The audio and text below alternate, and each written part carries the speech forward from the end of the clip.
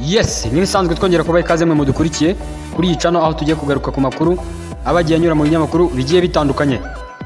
Amakuru yacu rero uyu munsi turayahera hano mu gihugu cya Tanzania aho batubwira ko muri iki gihugu bazindukiye mu matora y'umukuru w'igihugu.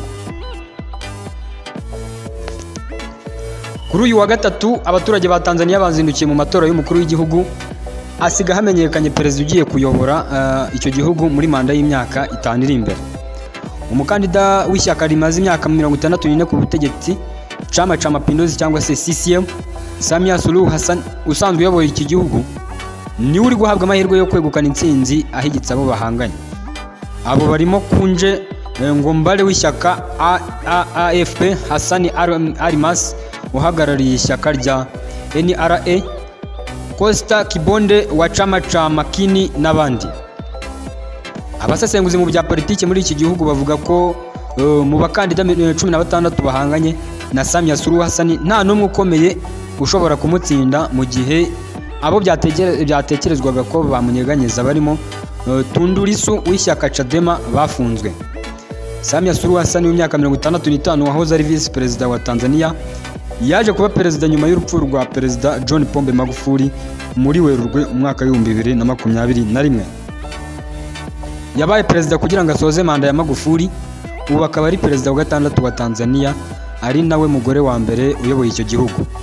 Kuva mu mwaka 2021 Samia Suluhu Hassan yajya ku butegetsi, yahise ahindura politiki ya Tanzania, afungura n'abatavuga rumwe n'ubutegetsi, ndetse ashyira imbaraga mu gusoza imishinga minini y'iterambere yari yaratangiye na perezida Magufuli. Bamwe mu bashyigikiye Samia Suluhu Hassan bamushimira guteza imbere ibikorwa remezo ndetse no gushyigikira uburezi no guteza imbere ituze n'imiyoborere ishingiye ku bumwe mu gihugu.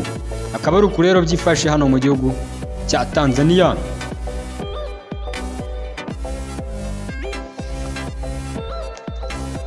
Yes, tuve hano noneho mu gihugu cya Tanzania dukomereze hano aho bavuga yuko umugore wa Colonel Ruhinda yanyomoje ko abavuze ko yashimuswe na RDF.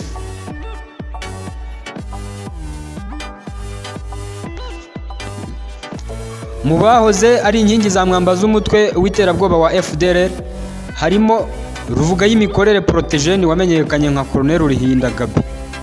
Yayoboraga abakomando babo bazwi nka CRAP cyangwa se Commando de Recherche et d'Action en Profondeur.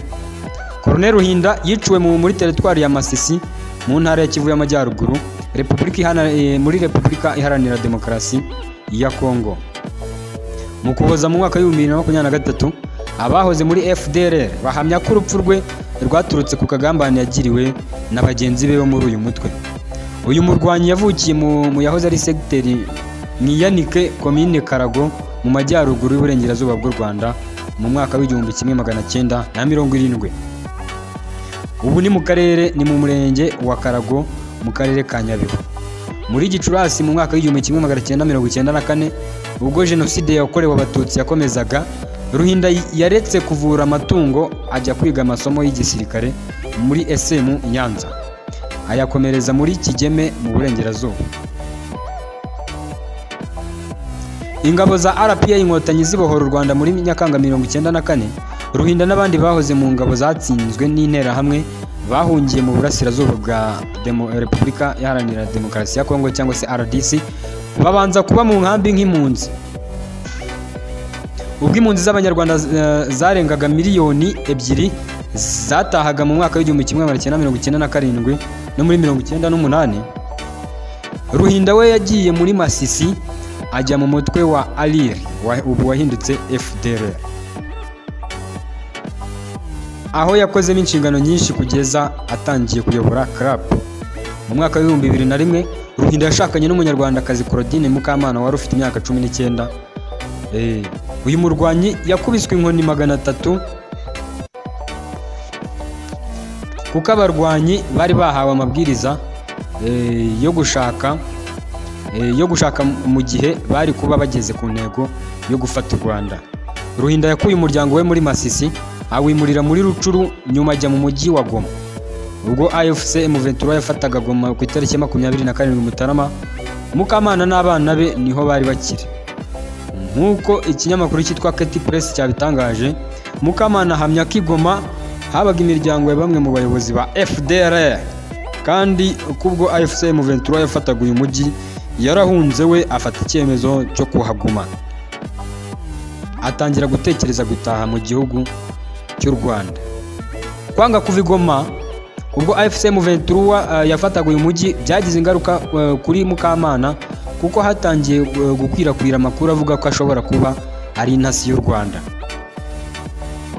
Nibwo benshi bari baziranye muri FDLR batangiye guhindura imirongo ya telefone kugira ngo atazongera kubavugisha. Yagize ati, abagore benshi twari dufite byinshi duhuriyeho nk'abagore b'abayobozi bo muri FDLR, bahinduye nimero za telefone kugira ngo ntazabahamagara. Kugeza uyu munsi sinzi aho bari. N'uyu munsi umukobwa wanjye yarashatse kandi aracyari i Goma, ariko sinahishura amazina ye cyangwa aho atuye kubera ko FDLR bamuhiga. Muri Werurwe 2025 Abanyarwanda barwanya leta y'u Rwanda biganjemo ab'I Burayi batangiye gukwirakwiza ibinyoma bivuga ko Mukamana, abana be 7 ndetse n'umwuzukuru bashimutiwe i Goma, ingabo z'u Rwanda n'abarwanyi ba AFC M23 babajyana ahantu hatazwi. Nyuma y'amezi menshi ibinyoma bikwirakwiye, Mukamana yatangaje ko ari we wifatiye icyemezo cyo gutaha mu Rwanda hamwe n'abana be kugira ngo yubake ubuzima mwituze, amahoro n'umutekano. Mu Rwanda Mukamana ahamya ko abayeho mu buzima butandukanye cyane n'ubwo yabagamo muri Repubulika ya Demokarasi ya Kongo, kuko ho ntiyashoboraga kumara iki gihe cyose atumvise urusaku rw'imbunda. Ashimangira ko amahoro asendereye urwamubyaye. Mukamana yakomeje agira ati, maze amezi menshi ntumva urusaku rw'imbunda. Ni ubwa mbere maze iki gihe cyose ntumva urwo rusaku mu buzima bwanjye. Hano hari amahoro, abana banjye barahakunda kubera ko hatekanye, bafite inshuti, basubiye ku ishuri.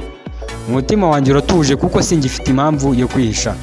Si Mukamana gusa wahisemo gutaha, kuko kuva AFC M23 yafata Goma hari abandi banyarwanda benshi batashye mu byiciro bitandukanye bagaragaza ko bari barambiwe gufatwa bugwate n'uyu mutwe wa FDLR. Aba banyarwanda bataha bigizwemo uruhare n'ishami ry'umuryango w'abibumbye rishinzwe impunzi UNHCR cyangwa se HCR mu gifaransa, bagashyira mu nkambi z'agateganyo nka Nkamira mu karere ka Rubavu ndetse na Nyarushishi mu karere ka Rusizi mbere yo gusubira mu buzima busanzwe. Akaba ari uko rero byifashe, ariko mwibutsa ko uterakana subscribe wayikanda kugira ngo tujye tubana mu makuru menshi agiye atandukanye neza cyane. Kanda subscribe, kandi like, kandi share, unutubwire muri comment. Yes, noneho tuve hano tujye mu gihugu cy'u Burundi, aho ingabo z'u Burundi zakoze imodoka idatoborwa n'amasasu.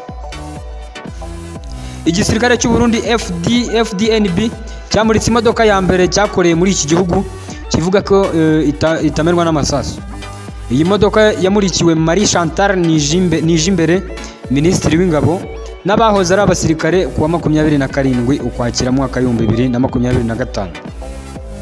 Hari mu rugendo yagiranye n'umugaba w'ingabo z'u Burundi General Prime Niyongabo, ubwo basuraga inzego zitandukanye z'igisirikare cy'u Burundi. Ahasuwe harimo ibiro by'igisirikare kirwanira ku butaka, iby'abarwanira mu kirere, iby'abarinda imbibi zo mu biyaga ndetse n'iby'abasezerewe mu gisirikare. Nijimbere Marie Chantal wari uherekejwe n'abajenerali benshi yanasuye urukiko rwa gisirikare n'ubushinjacyaha. Uyu mu minisitiri wa mbere w'umugore mu Burundi n'umugaba mukuru w'ingabo bamurikiwe imodoka ya mbere yakorewe mu Burundi, ikaba yarakozwe n'igisirikare. Iyi modoka igisirikare kivuga ko idatoborwa n'amasasu, bayambitse plaque y'ingabo z'u Burundi FDNB. Hasobanuwe ko iyi modoka itaratangira kugendera mu mihanda y'u Burundi, yakozwe mu bikoresho byo mu gihugu. Ku mbuga nkoranyambaga benshi bishimiye iyi modoka ndetse n'intambwe FDNB igezeho, ariko banenga ishusho yayo bavuga ko idashamaje ndetse kidasa n'iziteranyirizwa mu magaraje yo mu Buyenzi. Minisitiri Nijimbere yashimangiye ko kuba Burundi bwabashije gukora imodoka ifite ubushobozi bwo kurwanya amasasu cyangwa se bullet proof ari intambwe ikwiye kwishimirwa. Yavuze ko yasanze inzego z'igisirikare cy'u Burundi ziri mu kazi gahambaye hisunzwe amategeko aho abari mu bikorwa amahanga agomba gutangarira. Minisitiri w'Ingabo yibukije abasirikare ko umurimo wabo ari ugukora amanywa n'ijoro kugira ngo abaturage bazizere kandi bakora ibikorwa byabo batekanye. Ingabo z'u Burundi kabisa hano zakoze imodoka idatoborwa n'amasasu zigenda zivuga ati nimutubwabaho ibitero rwose naho muzadufatira. Akaba ari uko rero byifashe hano muri iki gihugu cy'u Burundi. Akaba ari naha rero dutoreje amakuru yacu, ariko wowe utarakanda subscribe, wowe utarakanda like, nyamuneka turagusabye yikande kugira ngo tujye tubana mu makuru menshi agiye atandukanye yaba avugwa mu Rwanda, muri Afurika muri rusange ndetse no ku mugabane w'Uburayi. Komeze mugire ibihe byiza, turabakunda neza cyane.